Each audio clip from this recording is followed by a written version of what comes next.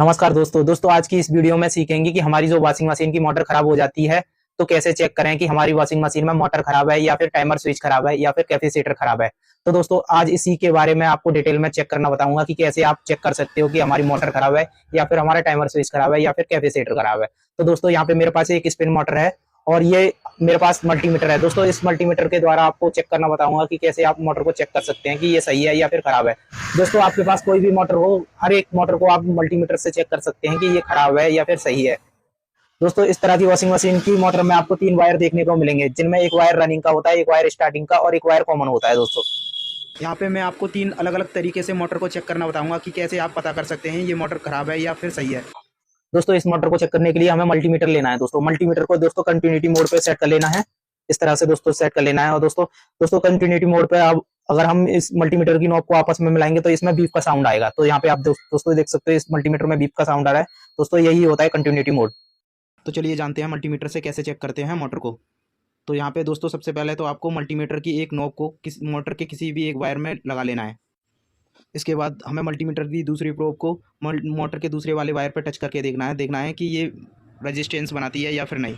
तो दोस्तों आप देख सकते हो यहाँ पे हमारी रेजिस्टेंस बन रही है। अब हम इस वाले वायर पे चेक करते हैं तो यहाँ पे भी रेजिस्टेंस बन रही है।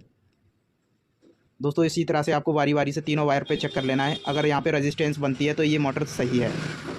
तो दोस्तों आपको पहले तरीके से यहाँ पे मोटर को चेक करना आ गया होगा कि मोटर कैसे चेक करते हैं, सही है या फिर ख़राब है। तो चलिए यहाँ पे अब हम दूसरे तरीके से जान लेते हैं कि कैसे मोटर को चेक करेंगे कि मोटर सही है या फिर ख़राब है। दोस्तों अब मैं यहाँ पे एक दूसरा तरीका बताऊंगा मोटर को चेक करने के लिए कैसे पता कर सकते हैं कि ये 100% मोटर सही है।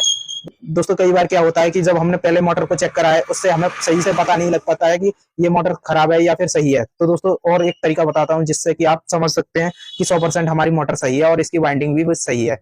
तो चलिए दोस्तों वो है दूसरा तरीका क्या है, तो चलिए मैं आपको बताता हूँ। तो दोस्तों सबसे पहले तो आपको यहाँ पे पहचानना होगा कि इस मोटर में कॉमन वायर कौन सा है। तो इस मोटर में आपको कॉमन वायर पहचानने के लिए आपको मोटर के ऊपर देखना होगा कि इसमें कौन से वायर हमारे कैपेसिटर के हैं और कौन से वायर हमारा कॉमन का है। तो दोस्तों आपको इस मोटर पे लिखा हुआ दिख जाएगा कि कौन से वायर हमारे कैपेसिटर पे लगेंगे और कौन सा वायर हमारा कॉमन का है। तो दोस्तों आप देख सकते हो यहाँ पे हमारे ग्रे वाला वायर और ब्राउन वाला वायर जो है हमारे मोटर पे लगेंगे और दोस्तों यहाँ पे ब्लैक वाला वायर जो है वो हमारा कॉमन वायर है।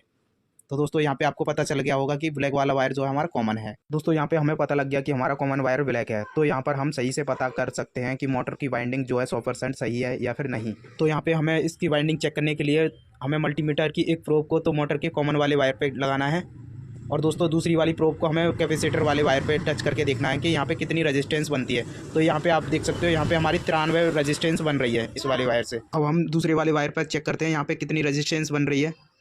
तो आप देख सकते हो यहाँ पे हमारी 110 रेजिस्टेंस बन रही है।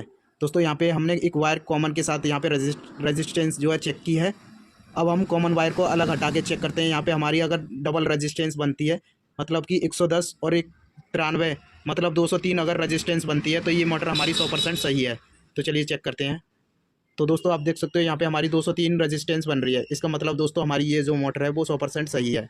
तो दोस्तों आपको समझ में आ गया होगा कि दूसरे तरीके से कैसे हम मोटर को चेक कर सकते हैं कि इसकी वाइंडिंग 100% सही है या फिर नहीं। तो दोस्तों आपको समझ में आ गया होगा कि मोटर को किस तरह से हम दूसरे तरीके से चेक कर सकते हैं कि ये मोटर हमारी 100% सही है। दोस्तों अब हम इस मोटर को लाइव चेक करके बताएंगे कि कैसे चेक करते हैं। दोस्तों कभी कभार क्या होता है कि हमारी वॉशिंग मशीन की मोटर जाम हो जाती है या फिर वो ख़राब होने की वजह से चलती नहीं है। तो कैसे चेक करेंगे कि मोटर ख़राब है या फिर उसकी वजह से नहीं चल रही है। तो चलिए जानते हैं कैसे चेक करते हैं। तो चलिए दोस्तों यहाँ पर अब हमें एक वॉशिंग मशीन वाला कैपेसिटर लेना है, देखना है इसमें कौन सी वायर जो है वॉश मोटर की है।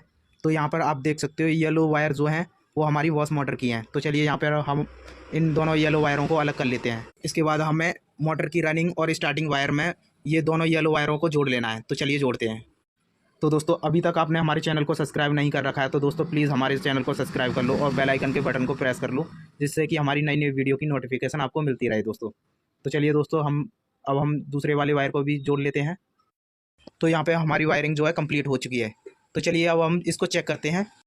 अब हमें मेन लाइन का एक वायर जो है जो मोटर के कॉमन वाले वायर में जोड़ देना है। इसके बाद हमें मेन लाइन का दूसरे वाले वायर को जहां हमने मोटर के वायर लगाए हैं वहां पर टच करके देखना है। दोस्तों एक बार हमारी मोटर क्लॉकवाइज घूमेगी और एक बार एंटी क्लॉकवाइज घूमेगी। तो दोस्तों आप देख सकते हो यहाँ पे हमारी मोटर एक बार क्लॉकवाइज घूम रही है और एक बार एंटी क्लॉकवाइज घूम रही है। तो दोस्तों आपको समझ में आ गया होगा कि मोटर को किस तरह से चेक करते हैं। दोस्तों हमसे कोई भी और भी जानकारी लेना चाहते हो तो दोस्तों हमें कमेंट बॉक्स में कमेंट कर देना दोस्तों, मैं सबके कमेंट का रिप्लाई ज़रूर करता हूँ। तो दोस्तों वीडियो कैसी लगी, वीडियो अच्छी लगी हो तो वीडियो को लाइक और चैनल को सब्सक्राइब कर लेना। तो धन्यवाद दोस्तों, मिलते हैं किसी नेक्स्ट वीडियो में, तब तक के लिए जय हिंद, वंदे मातरम।